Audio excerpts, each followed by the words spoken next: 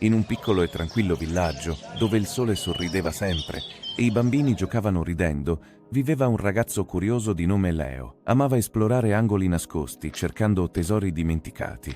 Un giorno, nella sua soffitta polverosa, qualcosa di magico catturò la sua attenzione. Una misteriosa scatola di legno coperta da incisioni dorate lo aspettava. Dentro trovò un vecchio pennello, ma non sapeva che non era un pennello normale. Emozionato, Leo si sedette alla scrivania e immerse il pennello nell'immaginazione. In un solo tratto apparve una piccola farfalla luminosa che poi prese vita. Leo sussultò con un sorriso giocoso. Dipinse una palla rossa rimbalzante e boom!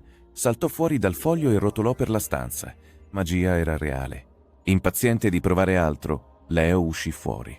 Sua migliore amica Mia guardava stupita.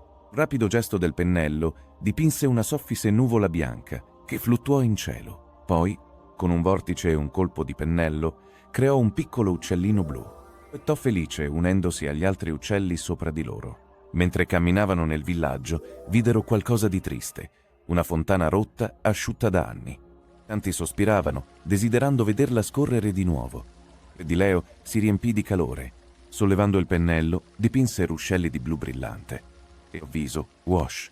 La fontana riprese vita. La tillava sotto il sole mentre gli abitanti esultavano felici. Entusiasta, Leo dipinse sempre più velocemente.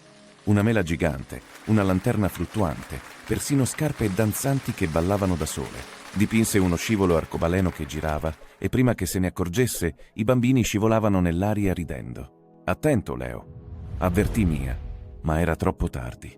Aveva dipinto una raffica di vento e ora il villaggio era nel caos.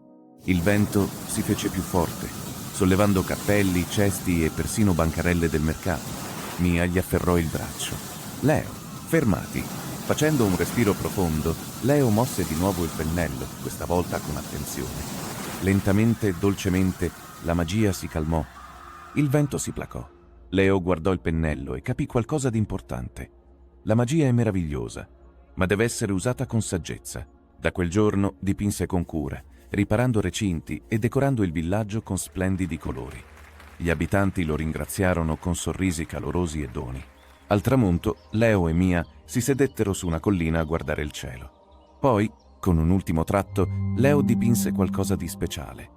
Una scia di stelle scintillanti e una luna dorata a mezzaluna. Gli abitanti osservarono incantati mentre la notte brillava di magia.